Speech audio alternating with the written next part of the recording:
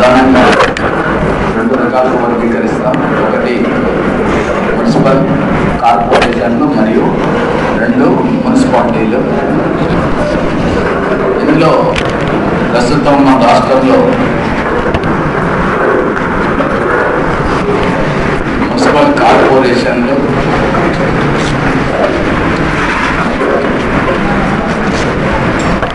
ఉన్నవి. మున్సిపాలిటీలు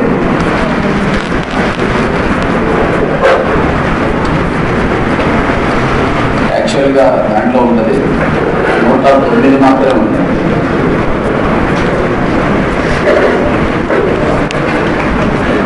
ఒకసారి చూడండి, దాంట్లో నామం ఉంటుంది 109 వరకు మాత్రమే ఉంటాయి మున్సిపాలిటీ. అదే అందుకనే చెప్తాను. రైట్. ఇకపోతే మున్సిపల్ కార్పొరేషన్ సంబంధించిన దాంట్లో మొత్తం 15 మున్సిపల్ కార్పొరేషన్ ఉంది అనుకుంటున్నాం. ఈ 15లో కూడా రాయలసీమలో 4, తెలంగాణలో 4, అదేవిధంగా 7 కోస్తాంధ్రలో మొత్తం కలిసి 15 ఉన్నాయి. అవి రాయలసీమలో ఉన్నటువంటి 4 కడప, కర్నూలు, అనంతపురం మరియు తిరుపతి. కాగా చిత్తూరును మున్సిపల్ కార్పొరేషన్గా చేసేటటువంటి ప్రతిపాదన రాష్ట్ర ప్రభుత్వం ఆల్మోస్ట్ అంగీకరించినట్లే. కొత్తగా ఏర్పాటు చేయనున్న కార్పొరేషన్లలో చిత్తూరు కూడా ఒకటి. అలాగే తెలంగాణ ప్రాంతంలో ఉన్నటువంటి మున్సిపల్ కార్పొరేషన్లు, ప్రస్తుతం ఉన్న కార్పొరేషన్లు హైదరాబాద్, వరంగల్, నిజామాబాద్, కరీంనగర్ ఉన్నవి. తర్వాత 2 కొత్తగా, అంటే ముఖ్యంగా ఖమ్మం ఒకటి, అదేవిధంగా కొత్తగూడెం, రామగుండం కూడా ప్రతిపాదనలో ఉంది.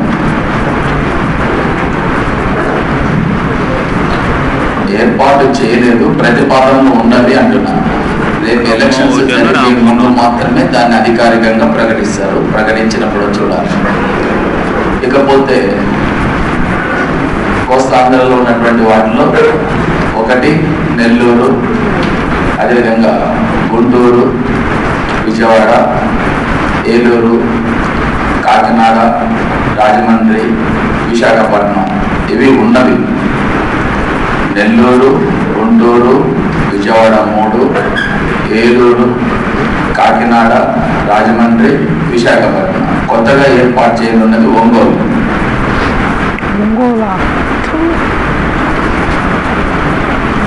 ఇకపోతే ప్రస్తుతం మనకు ఉన్నటువంటి మున్సిపాలిటీలు 109, కానీ ఇటీవల మొత్తం 38 మున్సిపాలిటీల కోసం ప్రతిపాదనలు రాష్ట్ర ప్రభుత్వం ముందు పెట్టినప్పుడు 18 మున్సిపాలిటీలను ఏర్పాటుకు అంగీకరించింది. ఆంధ్రప్రదేశ్లో అతిపెద్ద గ్రామ పంచాయతీగా 57,000 జనాభాతో ఉన్నటువంటి కోదాడ లాంటి దాన్ని కూడా గతంలో మున్సిపాలిటీకి ఏర్పాటు చేయలేదు. ఇప్పుడు మున్సిపాలిటీగా ఏర్పాటు చేయడానికి అంగీకరించడం జరిగింది. 18 మున్సిపాలిటీలు ఏర్పాటు చేస్తున్నట్లుగా ప్రభుత్వం తన గెజెట్లో ప్రచురించింది. దీంతో పాటు కొత్తగా నూతనంగా మున్సిపాలిటీల ఏర్పాటు కోసం 38 అంటే ప్రాంతాలకు సంబంధించినటువంటి ప్రతిపాదనలు ఉంటే దాంట్లో 18 ప్రభుత్వం అంగీకరించింది. సో నెక్స్ట్ అంగీకరించడానికి అవకాశం ఉన్నటువంటివి కూడా కొన్ని పరిశీలనలో ఉన్నవి. వాటిపైన గవర్నమెంట్ నిర్ణయం తీసుకోవాల్సి ఉంటుంది. ఓకే. ఇకపోతే ఆంధ్రప్రదేశ్లో మొట్టమొదట అంటే ఒక మున్సిపల్ సంస్థగా 1951లో ఏర్పాటు చేసింది హైదరాబాదు. దీన్ని 1955లో మున్సిపల్ కార్పొరేషన్గా ఏర్పాటు చేసినారు. 51లో హైదరాబాదును మున్సిపల్ సంస్థగా ఏర్పాటు చేసినారు. 55లో దీన్ని మున్సిపల్ కార్పొరేషన్గా ఏర్పాటు చేయడం జరిగింది. అయితే ఈ హైదరాబాద్, సికింద్రాబాద్ ఏవైతే రెండింటిని కూడా 2-3 సందర్భాలలో 2-3 రకాలుగా వేరు చేసి విలీనం చేసినారు. 67లో ఈ మున్సిపల్ కౌన్సిల్ యాక్ట్ వచ్చినప్పుడు హైదరాబాద్ సికింద్రాబాద్ని విలీనం చేసినారు. 65లో ఈ చట్టం తీసుకొచ్చినప్పుడు 71లో వేరు చేసినారు. మళ్ళీ 86లో కలిపినారు. ఇది 3 రకాలుగా ఏర్పాటు చేసింది. దాన్ని ఏం రాయాల్సింది ఏం లేదు, వింటే సరిపోతుంది. ఏం చేస్తారు మీరు? కలుపుతారా మళ్ళీ ఏమైనా వేరు చేస్తారు? తర్వాత ఏం చేసేది ఏం లేదు కదా. ఒకటి ఏంటంటే గుర్తుంచుకోవడం కోసం మాత్రమే. దీంట్లో ఇంపార్టెంట్ అయినటువంటిది అంటే ఏపీ మున్సిపల్ కౌన్సిల్ యాక్ట్ ఒకటి దృష్టిలో పెట్టుకోవడం సరిపోతుంది. అయితే మనకు ఈ మున్సిపల్ సంస్థలకు సంబంధించినటువంటి దాంట్లో మీ దగ్గర ఉన్నటువంటి నోట్స్లో లాస్ట్ పేజీలో ఒకటి ఉంటుంది, ఒకటి చేంజ్ చేసుకోండి.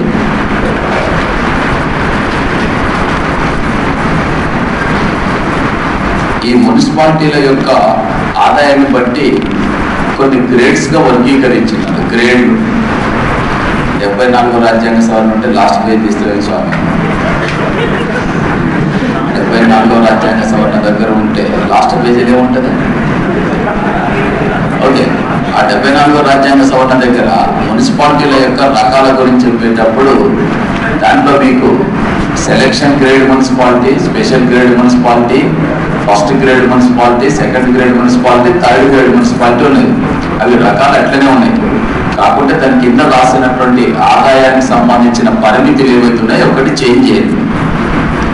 చేంజ్ ఏంటంటే ఫస్ట్ దాంట్లో సెలెక్షన్ గ్రేడ్ మున్సిపాలిటీ ఉంది కదా. ఫస్ట్ 4 కోట్ల కంటే ఎక్కువ ఆదాయం కలిగిన మున్సిపాలిటీ,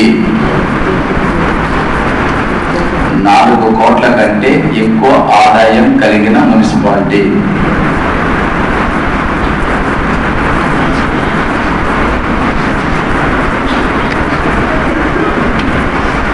నాలుగు కోట్ల కంటే ఎక్కువ ఆదాయం కలిగిన మున్సిపాలిటీ. ఆ లక్ష్యాలు కొట్టే. Okay, next special grade municipality ఉంది కదా. అక్కడ 3 నుంచి 4 కోట్ల మధ్య ఆదాయం కలిగిన మున్సిపాలిటీ. 3 నుండి 4 కోట్ల మధ్య ఆదాయం కలిగిన మున్సిపాలిటీ.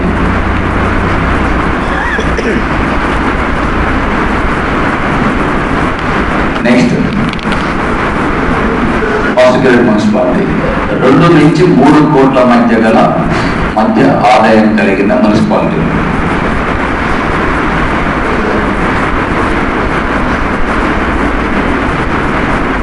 రెండు నుంచి 3 కోట్లు.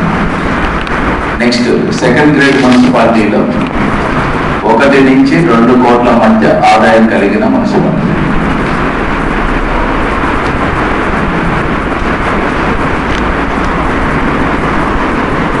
సి గ్రేడ్ ఏదైతే దాంట్లో 1 కోటి రూపాయల కంటే తక్కువ ఆదాయం కలిగిన మున్సిపాలిటీ.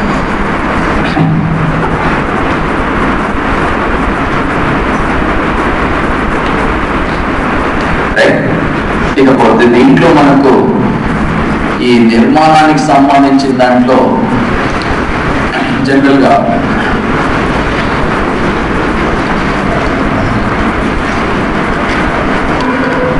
ఇంతకుముందు చెప్పిన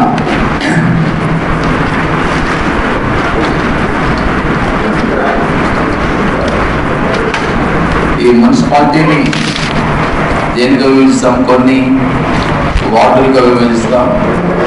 ఈ వార్డుల నుంచి ఎన్నుకోబడేటటువంటి సభ్యుల్ని ఏమంటాం మనం? కౌన్సిలర్స్ అంటాము. ఈ కౌన్సిలర్స్ యొక్క సంఖ్య విషయంలో కనిష్ట సంఖ్య ఎంత? 23. కాక గరిష్ట సంఖ్య 50 వరకు ఉంటుంది. అయితే ఇది ఇన్ బిట్వీన్ అనుకోవాలి. అంటే ఆయా జనాభా ప్రాంతాన్ని బట్టి మనం వర్గీకరణ చేయొచ్చు. మున్సిపాలిటీని ఏర్పాటు చేయడానికి కావలసిన కనీస జనాభా ఎంత? 25,000.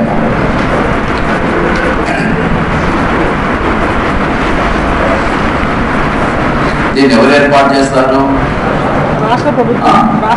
రాష్ట్ర ప్రభుత్వమే ఏర్పాటు చేస్తుంది.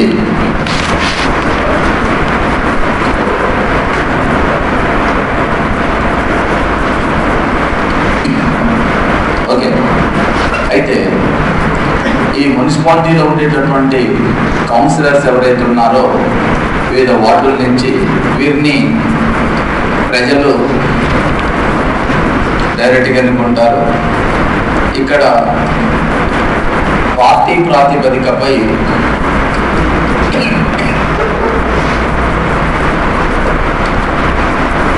ఎన్నికలు నిర్వహిస్తారు.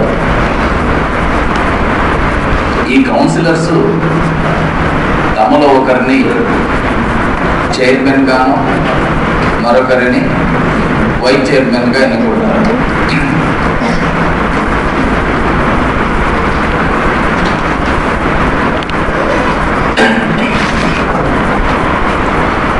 ఓకే, ఇకపోతే కౌన్సిలర్ స్థానాలకు రిజర్వేషన్లు వర్తిస్తాయి. చైర్మన్ స్థానాలకు రిజర్వేషన్లు వర్తిస్తాయి. సో ఇప్పుడు చేసినటువంటి దానిని బట్టి కౌన్సిలర్స్ యొక్క స్థానాలను నిర్ణయించేటప్పుడు కానీ చైర్మన్ యొక్క స్థానాలను నిర్ణయించేటప్పుడు కానీ రాష్ట్ర జనాభాని ఆధారం, ఇంతకుముందే దీన్ని ఇలాగే ఉండేది. రాష్ట్రంలో ఉండేటటువంటి జనాభా ఆధారం అంటే ఈ పట్టణాలకు సంబంధించినటువంటి జనాభా, గ్రామీణ ప్రాంతాలు కాదు, దాన్ని ఆధారం చేసుకొని నిర్ణయిస్తామని చెప్తున్నాను.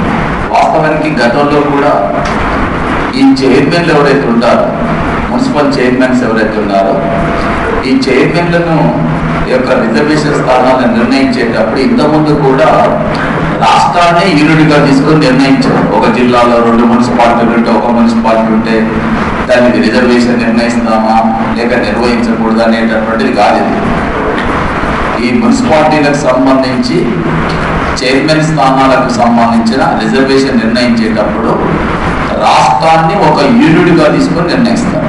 మొత్తం రాష్ట్రాన్ని ఒక యూనిట్గా తీసుకున్నప్పుడు ఉన్న మున్సిపాలిటీలలో జనాభా ప్రాతిపదికను అనుసరించి నిర్ణయిస్తారని చెప్తున్నాను. చాలా మందికి వచ్చేటటువంటి డౌట్ ఏంటంటే వీటిని నిర్ణయించేటప్పుడు ఈ జనాభాని ఆధారం చేసుకొని చేసే అంటే రిజర్వేషన్ నిర్ణయించేటప్పుడు కూడా ఆర్డర్లో తీసుకుంటారు. సపోజ్ ఇప్పుడు ఎస్సీకి ఒక 20 మున్సిపాలిటీలు ఎస్సీలకు రిజర్వ్ చేసినారు అనుకున్నాం, 15-20 చేసినారు అనుకున్నాం.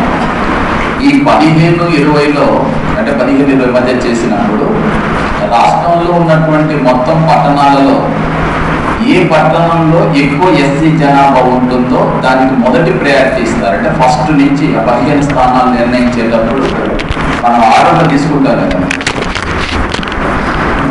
నేను ఏదో కొత్తగా చెప్పినట్టు ఇప్పుడు పట్టణాల్లో ఎస్సీ జనాభా ఉంటుందా? ఆంధ్రప్రదేశ్లో ఉన్నటువంటి 110 మున్సిపాలిటీ అనుకున్నాం కదా, ఇవి పెంచితే 125 అయితే అనుకున్నాం. 125 మున్సిపాలిటీల జనాభాలో కూడా ఎస్సీ జనాభా ఎంత ఉంది అంటే ఒక 18% మామూలుగా అనుకున్నాం. 18% అంటే ఇందులో 18% ఆఫ్ ది సీట్స్ వాళ్ళకు రిజర్వ్ చేస్తారు.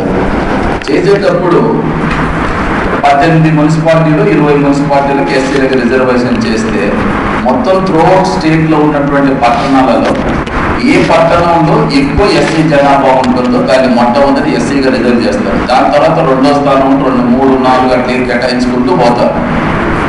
అదేనా? అలాగే ఎస్టీ జనాభా తీసుకుంటారు. ఎస్టీ జనాభా మొత్తం స్టేట్లో ఉన్నటువంటి వాటిలో ఎక్కువ ఎక్కడ ఉంటుంది? సపోజ్ ఇల్లందు ఉన్నట్టు, ఇల్లందులో ఎక్కువగా ఉన్నది, దాన్ని మొట్టమొదటి ఎస్టీగా రిజర్వ్ చేసి అలా చేసుకుంటూ వెళ్ళిపోతారు. రెండవది ఏ పట్టణం ఉంది దాన్ని అలా చేసుకుంటూ వెళ్తారు. అర్థమైంది కదా? ఇక బీసీ జనం ఏదైనా కూడా అలాగే ఉంటుంది. అయితే ఇది ఫస్ట్ టైం చేసేటప్పుడు ఇలా ఉంటుంది, దీన్ని రొటేషన్ పద్ధతిలో ఉంటుంది. 2 సార్ల కంటే ఎక్కువగా రిజర్వేషన్ దాన్ని వినియోగించకుండా మార్చేటటువంటి అవకాశం ఉంటుంది, మారుస్తారు కూడా. ఓకేనా? అది మార్పులు చేరుకుని ఉంటాయి. అయితే స్టార్టింగ్లో ఉన్నటువంటి ఒక నిర్ణీత శాఖలో అంటే నిర్ణీత సంఖ్యలో సపోజ్ ఒక టౌన్లో 25-30% ఎస్సీ జనాభా ఉంది అనుకున్నాం. వాటిని మార్చరు, అవి కొనసాగిస్తుంటారు. మీరు వేటిని మారుస్తుంటారు అంటే ఆ 25-30% కంటే ఎక్కువ ఉండేటటువంటి వాటిని రొటేషన్ చేసుకుంటూ వెళ్తుంటారు. సో ఇది అంటే ఒక రాష్ట్రం మొత్తాన్ని యూనిట్గా తీసుకొని ఎస్సీ, ఎస్టీ, మహిళ మరియు బీసీలకు కల్పించేటటువంటి రిజర్వేషన్ ని రాష్ట్ర ప్రభుత్వం నిర్ణయిస్తుంది. రాష్ట్రాన్ని యూనిట్ గా తీసుకొని నిర్ణయిస్తారు, జిల్లాను మున్సిపాలిటీగా తీసుకొని నిర్ణయించరు, రాష్ట్రాన్ని యూనిట్ గా తీసుకొని నిర్ణయిస్తారు.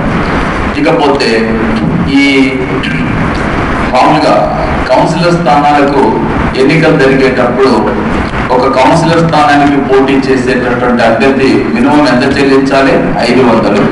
ఇతరులైతే ఎస్సీ ఎస్టీ అభ్యర్థులు అయితే 250 రూపాయల డిపాజిట్ చెల్లించాల్సి ఉంటుంది. వీళ్లకు మనకు చైర్మన్ కు వేతనం ఉంటుంది. దీంట్లో గమ్మత్ ఏంటంటే వైస్ చైర్మన్ కూడా వేతనం చెల్లిస్తారు. చైర్మన్ కు 8,000 వేతనం చెల్లిస్తారు, వైస్ చైర్మన్ కు 3,200 రూపాయలు గౌరవ వేతనం చెల్లిస్తారు. ఈ కౌన్సిలర్స్ ఎవరైతే ఉన్నారో వీళ్ళు ఒక్కొక్క సమావేశానికి మామూలుగా ఈ మున్సిపల్ కౌన్సిల్ ప్రతి 30 డేస్కి ఒకసారి తప్పనిసరిగా సమావేశం కావాల్సి ఉంటుంది. తెలుసు కదా. మళ్ళీ ఇక్కడ కోణం ఎంత అంటే సేమ్ ఎంతమంది 1/3 వంతు ఉండాలి. అదేవిధంగా ఈ సమావేశం జరిగినప్పుడు ఒక్కొక్క కౌన్సిలర్ కు 1,850 రూపాయలు సిట్టింగ్ ఫీజు ఇస్తారు. అంటే ఒక మంత్రి అతనికి ఇచ్చేటటువంటి సిట్టింగ్ ఫీజు అంటే సమావేశానికి హాజరైనందుకు గాను 1,850 రూపాయలు చెల్లిస్తారు. ఇది కౌన్సిలర్ కు. చైర్మన్ కి అయితేనేమో 8,000, వైస్ చైర్మన్ కి అయితే 3,200 చెల్లిస్తారు. తర్వాత ఇవి పార్టీ ప్రాతిపదికపై ఎన్నికలు జరుగుతాయి అనుకుంటున్నాం. రిజర్వేషన్లు ఎక్కడ నిర్ణయించబడతాయి? స్టేట్ నుంచి నిర్ణయించబడతాయి. వైస్ చైర్మన్ స్థానానికి మాత్రం రిజర్వేషన్లు ఉండవు. వైస్ చైర్మన్ స్థానాలకు ఎక్కడ కూడా రిజర్వేషన్స్ అనేటటువంటివి ఉండవు. మున్సిపల్ సమావేశం జరగాలంటే కావాల్సిన కనీస సభ్యుల సంఖ్య ఎంత? 1/3 వంతు. ఎన్నో రోజులకు ఒకసారి తప్పనిసరిగా సమావేశం నిర్వహించాలి అంటే 30 రోజులకు ఒకసారి నిర్వహించాలి. మున్సిపాలిటీలో 2 మైనార్టీ సభ్యులను కోఆప్షన్ చేసుకోవచ్చును.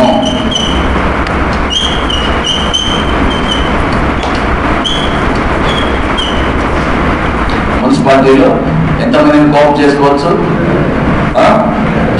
2 మైనార్టీలను కోఆప్షన్. కోఆప్షన్ అంటే తెలుసు కదా, ఎవరు ఎన్నుకుంటారు? రాష్ట్ర ప్రభుత్వం. మున్సిపల్ కౌన్సిలర్స్ ఎవరైతే ఉంటారో వాళ్ళు ఎన్నుకుంటారు. కోఆప్షన్ చేసుకోవడం వాళ్ళు తీసుకోవటాలు అన్నమాట. 2 మైనార్టీలను కోఆప్షన్ చేసుకునే అవకాశం ఉంటుంది. కంపల్సరీగా తీసుకోవాలని కాదు దాని అర్థం, తీసుకునే అవకాశం ఉంటుంది. ఓకే.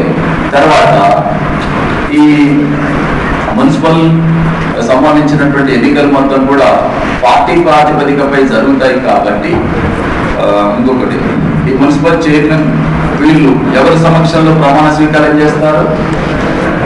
మున్సిపల్ కమిషనర్ సమక్షంలోనే ప్రమాణ స్వీకారం చేస్తారు. మున్సిపల్ కమిషనర్ ఎవరైతే ఉంటారో వారి సమక్షంలోనే ప్రమాణ స్వీకారం చేస్తారు. అలాగే పార్టీ ప్రాతిపదికపై ఎన్నికలు జరుగుతాయి కాబట్టి పార్టీ ప్రాతిపదికపై ఎన్నికలు జరిగినప్పుడు సహజంగా ఇక్కడ విప్పు జారీ చేసేటటువంటి అవకాశం ఉంటుంది.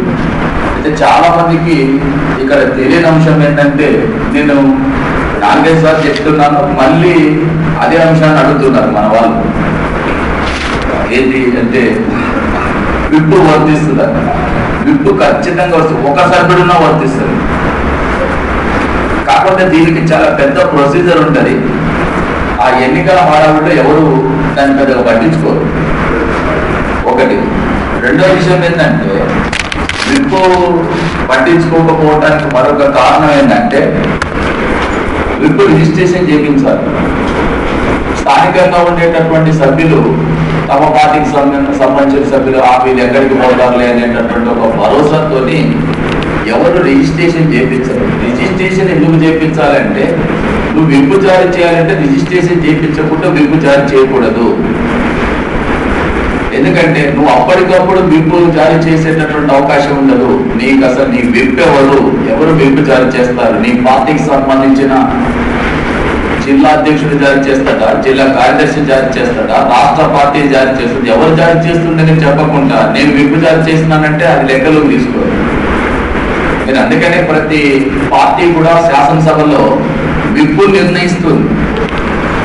ఆ పార్టీకి సంబంధించిన విప్ ఇతను, కాంగ్రెస్ పార్టీ కావచ్చు, తెలుగుదేశం పార్టీ కావచ్చు, ప్రతి పార్టీకి విప్పు ఉంటాడు. చీఫ్ విప్పు అని చెప్పి ఎందుకంటే ఈ పార్టీకి సంబంధించినటువంటి శాసనసభ సభ్యులకు ఆదేశాన్ని జారీ చేసేటప్పుడు సమావేశానికి హాజరు కావాలి, హాజరు కావద్దు, ఓటింగ్ లో పాల్గొనాలి, ఓటింగ్ లో పాల్గొనద్దు, అనుకూలంగా ఓటు వేయాలి, వ్యతిరేకంగా ఓటు వేయాలి, ఇవన్నీ కూడా జారీ చేసేటటువంటి బాధ్యత వారికే ఉంటుంది అన్నమాట. పార్టీనే అధికారికంగా నిర్ణయించి స్పీకర్కి ఇస్తారు, వాళ్ళే పోయి కంప్లైంట్ చేసేది. విప్పుని ధిక్కరించినప్పుడు పార్టీ అధ్యక్షుడు పోయి చెప్పడు మా పార్టీ సభ్యులు ఇదేంత ఉండదు. ఎవరు వెళ్ళి చెప్పాలి? ఎవరైతే విప్పుగా ఉంటారో వారే కంప్లైంట్ చేయాలి. అంటే మీకు చెప్పింది అర్థమైంది. శాసనసభలో అధికార పార్టీ కానీ ప్రతిపక్ష పార్టీ కానీ విప్ ఉంటుంది, చీఫ్ విప్ అని చెప్పుకుంటారు. వాళ్ళు ఎవరైతే జారీ చేస్తారో దాన్ని మరి శాసనసభలోనే విప్ ఎవరు జారీ చేస్తారని చెప్పి అధికారికంగా రిజిస్ట్రేషన్ చేయించినప్పుడు మన మున్సిపాలిటీలో కానీ లేకపోతే మున్సిపల్ కార్పొరేషన్ లో కానీ జిల్లా పరిషత్తులో కానీ మండల పరిషత్తులో కానీ ఎవరు జారీ చేస్తారో ముందు రిజిస్ట్రేషన్ చేయించి ఉండాలి కదా. అర్థమైందని చెప్పింది.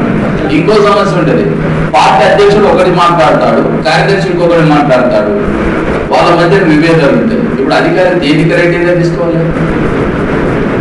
అందుకోసమే విప్ అనేటటువంటిది అంటే రిజిస్ట్రేషన్ చేయించి ఉండాలి.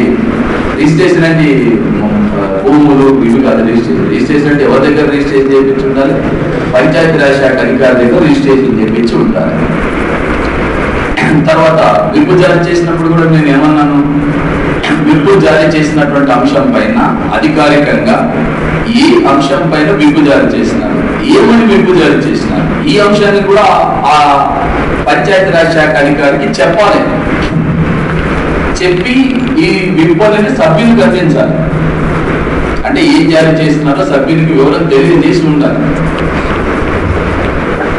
రిజిస్ట్రేషన్ చేయించి విప్పు గురించి ఆ అధికారికి సమాచారం ఇచ్చి సభ్యునికి కూడా తెలియజేసిన తర్వాత అప్పుడు దానికి భిన్నంగా ఇతరు వ్యవహరిస్తే, సభ్యుడు వ్యవహరిస్తే ఆ అంశం పైన 15 రోజుల్లోగా కంప్లైంట్ కూడా చేయాలి. దీంట్లో ఏ ఒక్కటి జరగకపోయినా కూడా ప్రొసీజరల్ గా విప్పు అనేటటువంటిది వర్తించదు. ఇప్పుడు ఆయన ఎవరు, వేణుగోపాలాచారి ఎమ్మెల్యే, ఆయన ఏమన్నాడు, నాకు విప్పు అందలేదు. ఇప్పుడు విప్పు జారీ చేసిన వాడి బాధ్యత, విప్పు అందింది, నేను అంత ఇచ్చాము, ఆయన ఇంటి దగ్గర ఇక్కడ ఇట్లా ఈ విధంగా మేము టేస్ట్ చేసినాము, లేకపోతే ఆయన యొక్క అంటే మొబైల్కి మేము ఫోన్ చేసినాం, ఏదో నువ్వు ఆధారం చూపాలి. విప్పు అందినట్టుగా. విప్పు అందకపోతే కూడా వర్తించదు. నేను హాస్పిటల్లో ఉన్నాను, అప్పుడు నాకు అసలు విప్పు అందలేదన్నా, లేక నేను విదేశాల్లో ఉన్నాను నాకు విప్పు అందలేదని చెప్పినా కూడా విప్పు అందకపోతే వర్తించదు. అందుకోసం దీనికి చాలా ప్రొసీజర్ ఉంటుంది, మ్యాటర్ ఉంటుంది. రైట్, విప్పు జారీ చేసేటటువంటి అధికారం కూడా ఉంటుంది. అదేవిధంగా మనం ఇంతకుముందు చెప్పినట్టుగా మున్సిపల్ చైర్మన్, వైస్ చైర్మన్ ఎవరైతే ఉంటారో వీరిని పదవి నుంచి తొలగించే అవకాశం ఉన్నది. బట్ థింగ్ ఏంటంటే నేను రాసినారు ఏంటిది, ఎన్ని సంవత్సరాల తర్వాత ప్రవేశం పెట్టారు? 4 సంవత్సరాల తర్వాత. ఇది ఎందుకు జరిగింది అంటే ఈ ఆంధ్రప్రదేశ్ లో నేను చెప్పిన 2008 ఆ ప్రాంతాల్లో 39 మున్సిపాలిటీలకు సంబంధించినటువంటి చైర్మన్ల పైన ఈ అవిశ్వాస తీర్మాన నోటీసులు ఇచ్చినారు. 39 దీంట్లో ఎమ్మెల్యేలు, ఎంపీలు, మంత్రులు ఎవరైతే ఉన్నారో వారికి దగ్గరగా సన్నిహితంగా ఉన్నవాళ్ళు ఉన్నారు, వాళ్ళకి వ్యతిరేకులుగా ఉన్న వాళ్ళు కూడా ఉన్నారు. ఇక వీళ్ళందరూ ఒక్కొక్కరు ప్రతిరోజు ఆయన ముఖ్యమంత్రి దగ్గర పోను, రాజశేఖర్ దగ్గర పోను, ఇక చెప్తాను చెవులో జోరీగా అంటుంటారు కదా, చేసి సార్ ఏం ఎట్లా పెంచాలి సార్ అని ఒక ఆయన, సార్ మా వాళ్ళని తిప్పకుండా మీరు చెప్పాలి, మీరు ఆదేశిస్తే నాకు లేకపోతే ఆగదని ఒకరు. ఈ రోజు వినిపిస్తుంది. ఈలోపు ఏంటిది, ఈ పదవి నుంచి తొలగించాలనుకునేటటువంటి వాడు తనకు అందుబాటులో ఉన్న కౌన్సిలర్లందరినీ కూడా ఊటీ, కొడైకెనాల్, షిరిడి, రామేశ్వరం ఇట్లా తీసుకొని పోతున్నారు.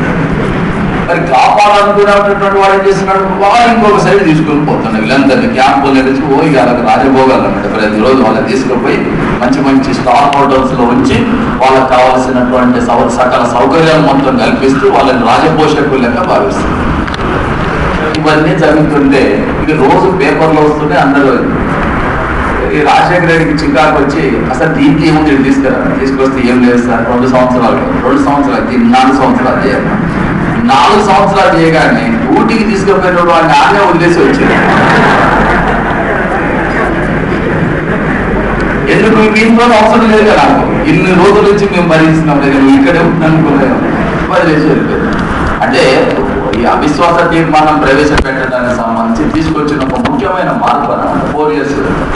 ఇక మామూలుగా ఇంతకుముందు చెప్పిన అంశాలు అలాగే ఉన్నాయి, 1 సంవత్సరం ఒక్కటే మార్చేసినారు. అంటే ఎంతకాలం తర్వాత అవి మామూలుగా ఇప్పుడు మనకు తెలుసు కదా, అవిశ్వాస తీర్మానం ఎంతకాలం తర్వాత ప్రవేశపెట్టాలి అనేది ఇంతకుముందు 2 సంవత్సరాలు, ఎన్నిసార్లు ప్రవేశపెట్టాలి ఒకసారి. ఆ అవిశ్వాస తీర్మానం ప్రవేశపెట్టేటప్పుడు ఎంతమంది సభ్యులు సంతకాలు చేయాలి? 2/3. ఎవరికి నోటీస్ ఇవ్వాలి?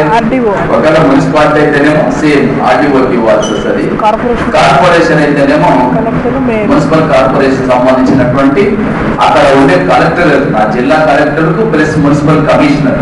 జనరల్ గా ఈ కార్పొరేషన్లలో ఉండేటటువంటి కమిషనర్స్ ఎవరైతే ఉంటారో వీళ్ళు సీనియర్ గ్రూప్ 1 ఆఫీసర్స్ కానీ, హైదరాబాద్ లాంటి సంస్థ ఏదైనా సీనియర్ IAS ఆఫీసర్స్ కానీ ఉంటారు. అంటే మెట్రోపాలిటన్ 10 లక్షల కంటే ఎక్కువ జనాభా. ఇప్పుడు మీకు జిల్లా కలెక్టర్ అంటే కూడా 30-40 లక్షల జనాభా ఉంటుంది. కాబట్టి మెట్రోపాలిటన్ నగరాలు ఉన్నప్పుడు మాక్సిమం ఒక IAS ఆఫీసర్ ఉంటుంటాడు. ఇప్పుడు మన దగ్గర కృష్ణబాబు ఉన్నాడు హైదరాబాద్ GHMC. అట్లా ఓ కలెక్టర్ స్థాయి కలిగినటువంటి వ్యక్తుల్ని నియామకం చేస్తుంటారు. సాధారణంగా మున్సిపాలిటీలో అయితేనేమో ఈ గ్రూప్ 1 ఆఫీసర్స్ ఎవరైతే ఉంటారో, సీనియర్స్ ఎవరైతే ఉంటారో వాళ్ళని మున్సిపల్ కమిషనర్ గా నియామకం. సో వాళ్ళకి ఇవ్వాల్సి ఉంటుంది. ఇచ్చిన తర్వాత ఎంతమంది సభ్యులు కలిసి ఇవ్వాలని చెప్పుకున్నాం? 2 సభ్యులు. ఎంతమంది సభ్యులు? 2 సభ్యులు కలిసి ఇవ్వాలి, నోటీస్ ఇవ్వాలి, సంతకాలు చేయాల్సింది మాత్రం 2 సభ్యులు. సో ఈ నోటీస్ ఇచ్చిన తర్వాత ఆర్డీఓ ఎంతకాలంలోగా ప్రత్యేక సమావేశాన్ని ఏర్పాటు చేయాలి? 1 నెల. మరి 1 రోజులుగా ప్రత్యేక సమావేశాన్ని ఏర్పాటు చేసినప్పుడు ఎంతమంది సభ్యులు హాజరు కావాలి? 1/2 ప్లస్ హాజరు. దీంట్లో మెజార్టీ సభ్యులు ఒకవేళ తీర్మానం చేసినట్లయితే దాన్ని బట్టి వాళ్ళని తొలగించవచ్చు. కాబట్టి 4 సంవత్సరాల తర్వాత అనేటటువంటి దాన్ని పెట్టడంతో ఈ అవిశ్వాస తీర్మానానికి అంత ప్రాధాన్యత లేకుండా పోయిందని చెప్పుకోవచ్చును. ఓకే, ఇకపోతే మనకు కార్పొరేషన్ సంబంధించిన దాంట్లో కూడా యాజిటీస్ గా ఉంటది. కాకుంటే అక్కడ ఏ పేర్లతో పిలుస్తుంటాము? కార్పొరేషన్ లో చైర్మన్, వైస్ చైర్మన్ బదులుగా ఏమంటాం? మేయర్ మరియు డిప్యూటీ మేయర్ గా పేర్కొంటాం.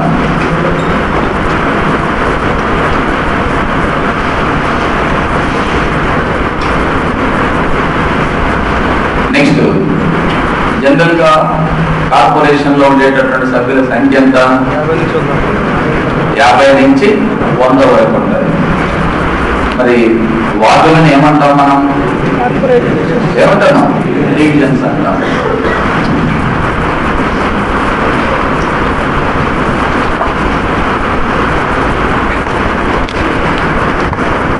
సభ్యులని కార్పొరేటర్ ఏమంటాము? కార్పొరేటర్. ఓకే, కాకుండా ఒక చిన్న అంశం గుర్తుంచుకోండి.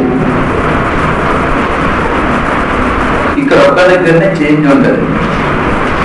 ఏందా చేంజ్ అంటే, మామూలుగా మనం సమావేశం డేట్ అంటే 30 రోజులకు ఒకసారి యాజిటీస్ గా ఉంటుంది. కానీ 1/2 కార్పొరేషన్ సమావేశం కావాలంటే మాత్రం 1/2 ఇది కోరం దగ్గర ఒక చిన్న మార్పు ఉంటుంది. మున్సిపల్ కార్పొరేషన్ సమావేశం కావడానికి కావాల్సిన కనీస సభ్యుల కోరం దగ్గర చిన్న తేడా ఉంటుంది, 1/2 ఉంటుంది. ఇక మిగతావన్నీ కామనే. ఎంతమంది సభ్యులు హాజరు కావాలి? 8 రోజులకు ఒకసారి సమావేశం నిర్వహించాలి, 30 రోజులు. దీనికి అధ్యక్షత ఎవరు వహిస్తారు? నిన్న మీకు చెప్పేటప్పుడు నేను వార్డు కమిటీలు అని చెప్పినాను. అయితే ఉన్నాయి వార్డు కమిటీలు ఎక్కడ ఉంటాయి? ఎక్కడ ఉంటాయి? మున్సిపాలిటీ కార్పొరేషన్లు ఉంటాయి. 3 లక్షల కంటే ఎక్కువ జనాభా కలిగి ఉన్న ఏ కార్పొరేషన్ అయినా ఉంటవి.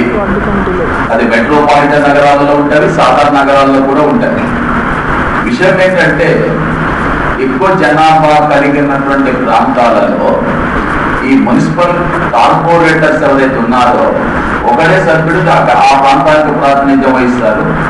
జనాభా 30-40 వేలు ఉన్నటువంటి ప్రాంతాలు కూడా ఉంటాయి ఈ కార్పొరేషన్. జనాభా 20,000, 30,000, 40,000 ఉన్నప్పుడు మనం అనుకున్నాం కాసేపటి గ్రామీణ ప్రాంతాలలో ఒకవేళ 10,000 జనాభా ఉంది, 10,000 జనాభా ఉంటే సర్పంచ్ ఒక్కడే ఉంటారా, దాంట్లో వార్డు సభ్యులు కూడా ఉంటారు. వార్డు సభ్యులు దేనికోసం ఉండేది? ఆ గ్రామ అభివృద్ధికి అవసరమైనటువంటి విధానపరమైన నిర్ణయాలు తీసుకొని అమలు పరచాల్సిన బాధ్యత గ్రామ పంచాయతీ పైన ఉంటుంది. దానికి ఒక సర్పంచ్, ఉప సర్పంచ్, వార్డు సభ్యులు ఉంటారు.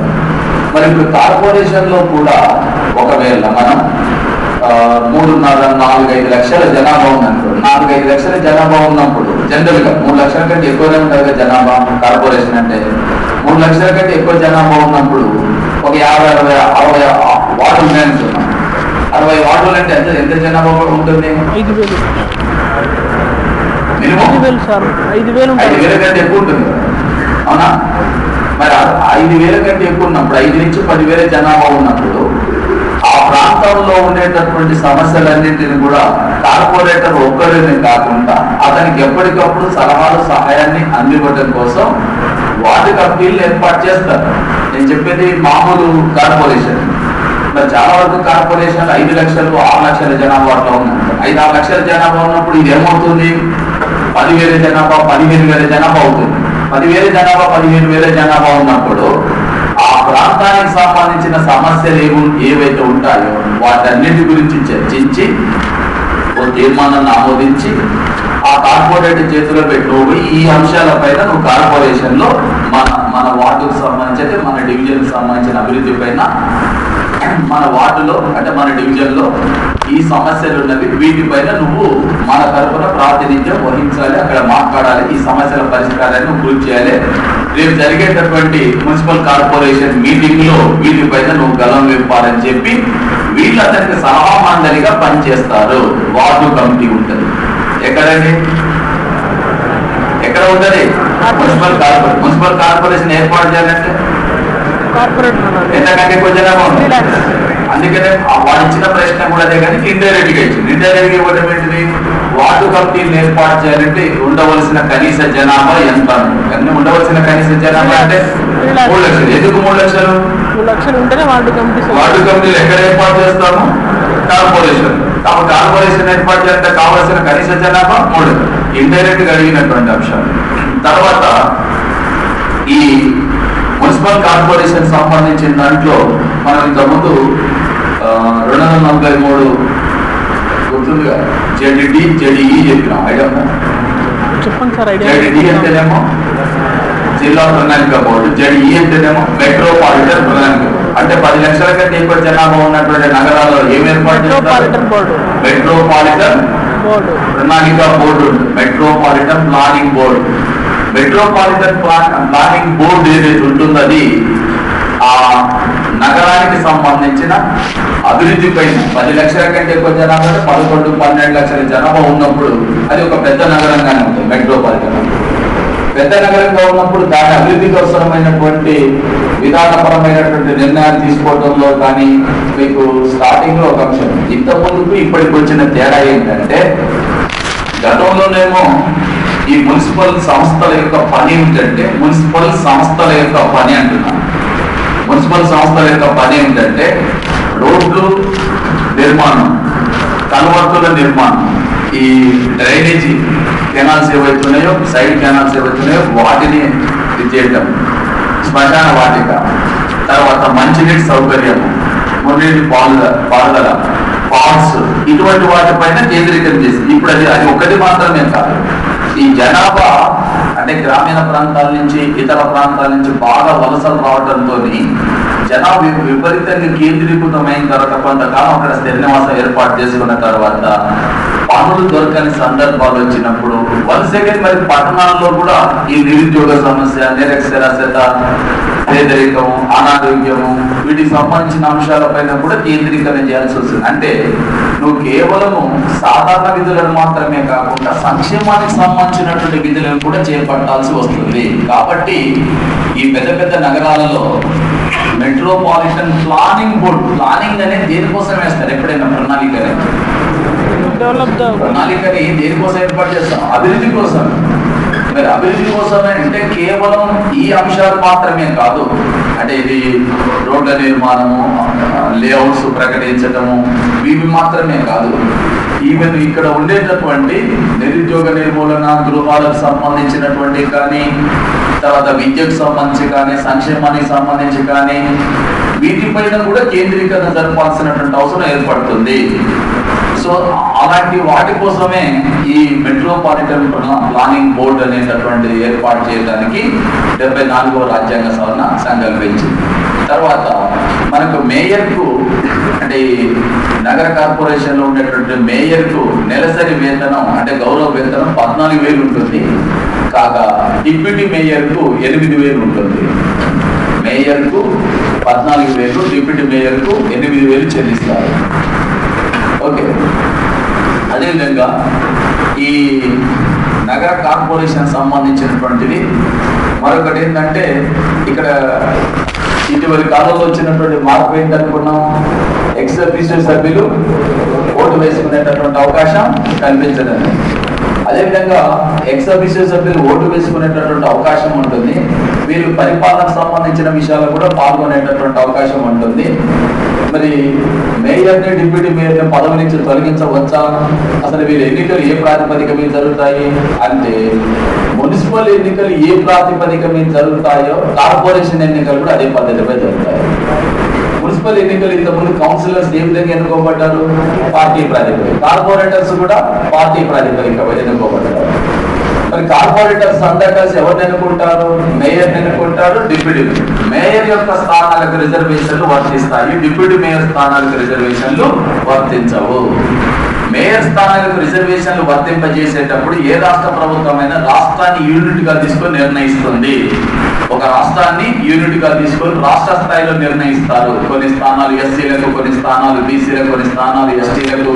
మళ్ళీ ఇందులో కూడా ఓవరాల్ గా ఎంత పర్సెంట్ మహిళలకు కేటాయించాలి? ఇప్పుడు 50%. కాబట్టి ఆ కేటాయించినటువంటి స్థానాల్లో 50% మహిళలకు కేటాయిస్తూ రాష్ట్ర స్థాయిలో ఒకటిని ఈ రిజర్వేషన్ సంబంధించిన నిర్ణయం చేస్తారు.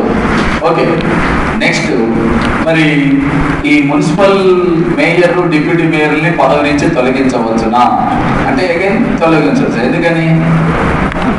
వీళ్ళు ప్రత్యక్షంగా ఎన్నికవుతున్నారు, పరోక్షంగా. ఒరిజినల్ గానైతే ఇంత ముందున్న ప్రకారం ఎన్ని సంవత్సరాలకు ప్రవేశపెట్టాలి? 2 సంవత్సరాలు. కానీ ఇప్పుడైతే ఎన్ని సంవత్సరాలు? 4 సంవత్సరాలు. 4 సంవత్సరాలకు ప్రవేశపెట్టాలంటే ఇంతకుముందు చెప్పినటువంటి పద్ధతి ఏదైతే ఉందో అదే పద్ధతిని ఉపయోగించి అవిశ్వాస తీర్మానం ప్రవేశపెట్టడం జరుగుతుంది. ఈ అవిశ్వాస తీర్మాన నోటీస్ ఆ జిల్లా కలెక్టర్ తో పాటు మున్సిపల్ కమిషనర్ కూడా ఇస్తారు. మున్సిపల్ కమిషనర్ కి ఇచ్చినప్పుడు మున్సిపల్ కమిషనర్ దాన్ని రాష్ట్ర మున్సిపల్ కమిషనర్ ఎవరైతే ఉంటారో స్టేట్ లెవెల్లో మున్సిపల్, ఆయన కూడా మున్సిపల్ కమిషనర్ అంటారు, స్టేట్ మున్సిపల్ కమిషనర్ అంటారు. సో అతనికి కూడా సమాచారాన్ని అందించాల్సి ఉంటుంది. అందించి సమావేశాన్ని ఏర్పాటు చేస్తారు. అప్పుడు కోరం ఎంత? సేమ్ కోరం ఎంత ఉండాలి? 1/2 ప్లస్ రావాలి. తర్వాత సభ్యులు ఎంతమంది సంతకాలు చేయాలి? 2/3 వంతు. ఎన్ని రోజుల్లో సమావేశాన్ని ఏర్పాటు చేయాలి? 4 రోజులు. 3 సమావేశాలు వరుసగా వాయిదా పడితే ఇది అన్నిటికీ వర్తిస్తుంది. కాబట్టి గుర్తుంచుకోండి, ఒక కార్పొరేషన్ లో ఉండేటటువంటి ఒకే ఒక తేడా ఏంటి? 1/2 కోరం సభ్యులు. కోరం దగ్గరనే తేడా ఉంది. ఎంత ఉండాలి? గ్రామ పంచాయతీ కోరం 1/3, గ్రామ పంచాయతీ కోరం 1/3 సార్. 1/3 సార్. గ్రామ సభ 1/10. గ్రామ పంచాయతీ కోరం ఎంతమ్మా? 1/3. 1/3. గ్రామ సభ 1/10. 1/10. అదేవిధంగా మండల పరిషత్తు 1/3, జిల్లా పరిషత్తు 1/3, మున్సిపాలిటీ 1/3. తేడా ఉండేది ఎక్కడెక్కడ? గ్రామ సభ, మున్సిపల్ కార్పొరేషన్. మున్సిపల్ కార్పొరేషన్ అయితే 1/2, గ్రామ సభ అయితే 1/10. గ్రామ సభ అనగా గ్రామంలో ఉన్నటువంటి ఓటర్లందరూ కూడా దాంట్లో సభ్యులుగా ఉంటారు. ఓకే, సో మరి ఈ మున్సిపాలిటీలకు సంబంధించినటువంటి పనుల విషయంలో మాత్రం ఇంతకుముందు చెప్పినట్లుగా ఏదైతే మనకు 18 అంశాల పైన 12 షెడ్యూల్లో పేర్కొన్నట్లుగా 18 అంశాల పైన పట్టణ నగరపాలక సంస్థలకు అధికారాలు బదిలీ చేయాల్సి ఉంటుంది. మన రాష్ట్రంలో కేవలం 12 అంశాల పైనే ఈ మున్సిపాలిటీలకు అంటే మున్సిపల్ కార్పొరేషన్స్ కు అధికారాలు బదిలీ చేయడం జరిగింది. మొత్తం 18 అంశాల్లో 12 అంశాలపై మాత్రమే బదిలీ చేసినారు. దేశంలో అన్ని విషయాలపై అధికారాలు బదిలీ చేసిన రాష్ట్ర ప్రభుత్వాలు మధ్యప్రదేశ్. ఏ రాష్ట్రాలు? మధ్యప్రదేశ్, పశ్చిమ బెంగాల్, కేరళ, తమిళనాడు, కర్ణాటక. ఏముంది అక్కడ? దక్షిణాదిలో ఉండేటటువంటి 3 రాష్ట్రాలు, పశ్చిమ బెంగాల్. బదిలీ చేసి మనది ఒకటే రాష్ట్రం. దక్షిణ భారతదేశం మొత్తం బదిలీ చేసింది ఎక్సెప్ట్ ఆంధ్రప్రదేశ్. ఇంకొక రాష్ట్రం ఏదయ్యా అంటే పశ్చిమ బెంగాల్. అంతే. మిగతావన్నీ కూడా 4-5 అంశాలు పెండింగ్లో పెట్టి మిగతా అధికారాలు మొత్తం బదిలీ చేయడం జరిగింది. ఓకే. సో మీరు ఓవరాల్గా అంటే నేను చెప్పేది ఏంటంటే ఓవరాల్గా స్థానిక సుపరిపాలన సంస్థలకు సంబంధించినంత వరకు 73, 74 రాజ్యాంగ సవరణలు. మీరు ఇంటికి పోయిన తర్వాత నేను లాస్ట్ చెప్పేదని ఇప్పుడు చెప్పేదని ఒకటే. కొన్ని ప్రాక్టీస్ చేసేటటువంటి అంశాలను చూసేటప్పుడు కొన్నింటిని మీరు కంపారిజన్ చేసుకునేటప్పుడు ఉదాహరణకి పార్లమెంటు, శాసనసభ, సుప్రీంకోర్టు, హైకోర్టు, కేంద్ర మంత్రిమండలి, రాష్ట్ర మంత్రిమండలి, అదేవిధంగా 73, 74 అవి మొత్తం కూడా పక్కన పెట్టి మీరు పోల్చుకుంటుంటారు. ఒకసారి 2 సార్లు మీరు అలాంటి ప్రయత్నం చేస్తే ఇక చదవటం కానీ అర్థం చేసుకోవటం కానీ చాలా సులభంగా ఉంటుంది. మీరు అధికారులప్పుడు కూడా అదే ఈజీ. అధికారులకు సంబంధించిన దాంట్లో కూడా అదే చాలా ఈజీగా ఉంటుంది. ఓకే. నెక్స్ట్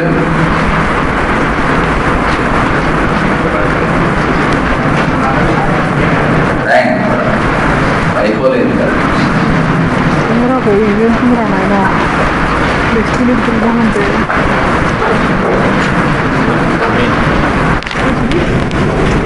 97వ రాజ్యాంగ సవరణ.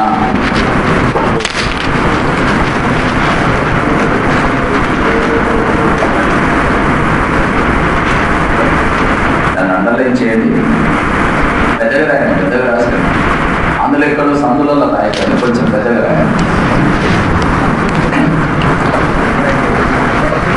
1958లో ఎన్డీసీ, నేషనల్ డెవలప్మెంట్ కౌన్సిల్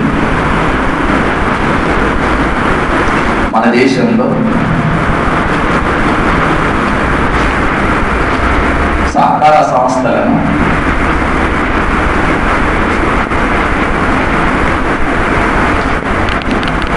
ఏర్పాటు చేయాలని తీర్మానం చేసినది.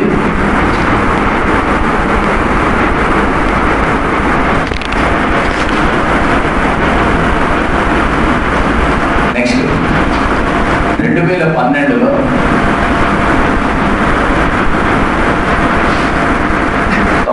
వ రాజ్యాంగ సవరణ ద్వారా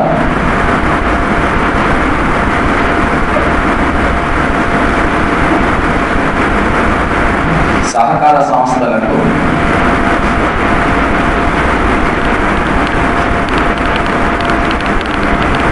రాజ్యాంగ ప్రతిపత్తిని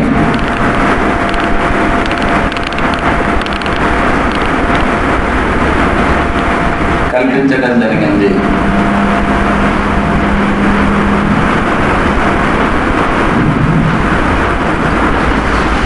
నెక్స్ట్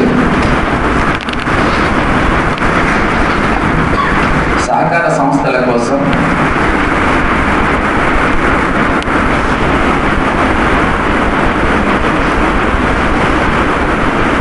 మన రాజ్యాంగంలో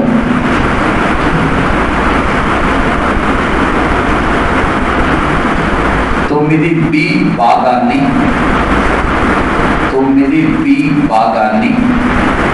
చేర్చినారు.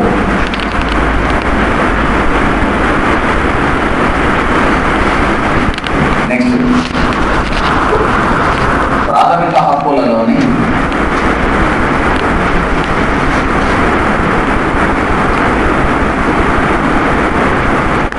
(19(1)(c)లో సంఘాలు సంస్థలతో పాటు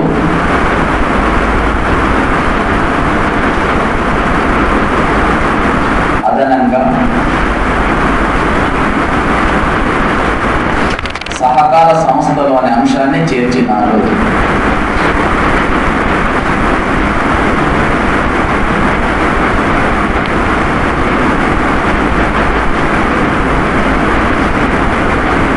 నెక్స్ట్ ఆదేశిక సూత్రాలలోని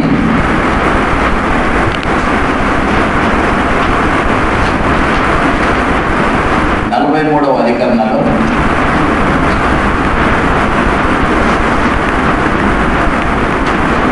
23B అనే అంశాన్ని చేరుస్తూ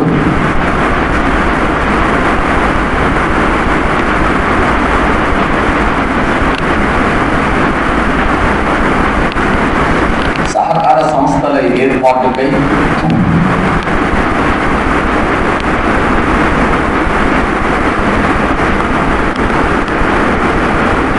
ప్రభుత్వాలు చేపట్టవలసిన చర్యల గురించి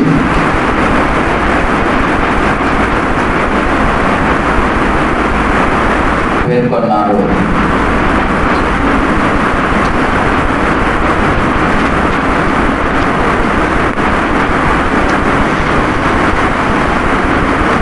నెక్స్ట్, గ్రామీణ ప్రాంతాలలో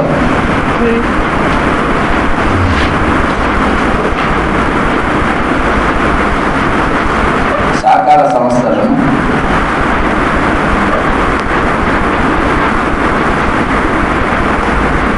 ఏర్పాటు చేసే సందర్భంలో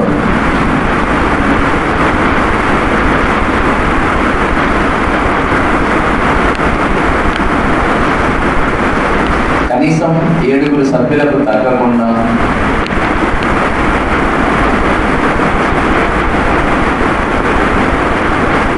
మంది సభ్యులకు మించకుండా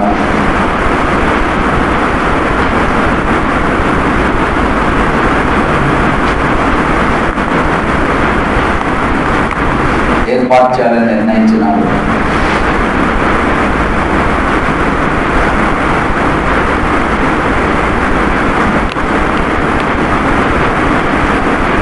నెక్స్ట్, సహకార సంఘాలలోని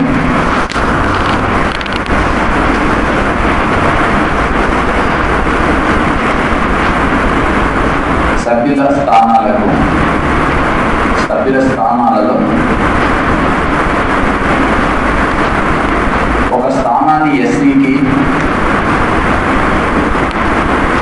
ఒక స్థానాన్ని ఎస్సీకి, ఒక స్థానాన్ని ఎస్టీకి,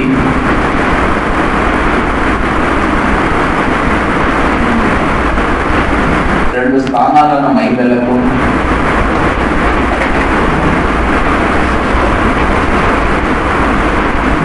తప్పనిసరిగా కేటాయించాలి.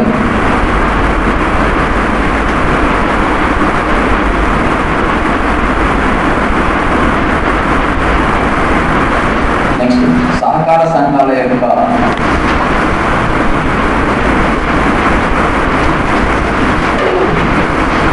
కాల పరిమితి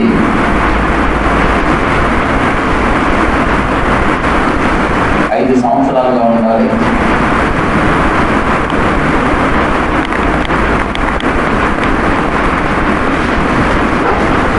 నెక్స్ట్, సహకార సంఘాల యొక్క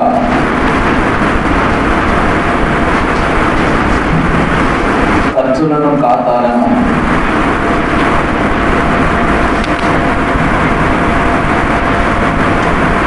తనిఖీ చేయడం కోసం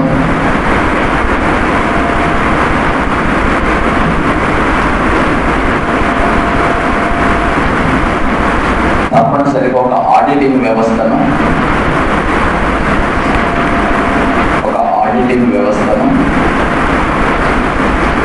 ఏర్పాటు చేయాలి.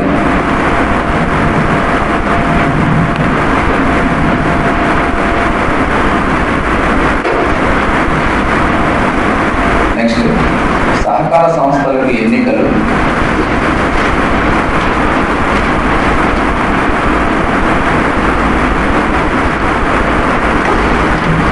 పార్టీ గుర్తుపై కాకుండా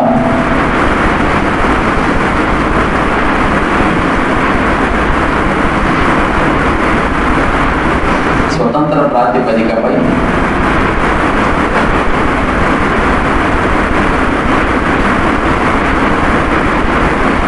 నిర్వహించాలి.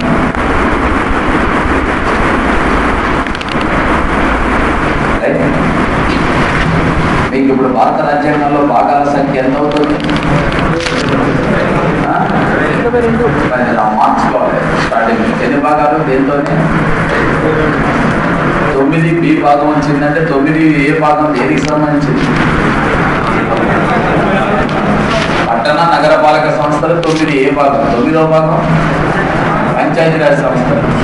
9A భాగం పట్టణ నగర పాలక 9B భాగం సహకార సంఘం. 9వ భాగాన్ని ఎన్నో రాజ్యాంగ సవరణ ద్వారా చేర్చినారు? 97వ రాజ్యాంగ సవరణ. ఏ సంవత్సరం ఆమోదించబడింది? 2012లో. అది మీరు అక్కడ మార్చుకోవాలి.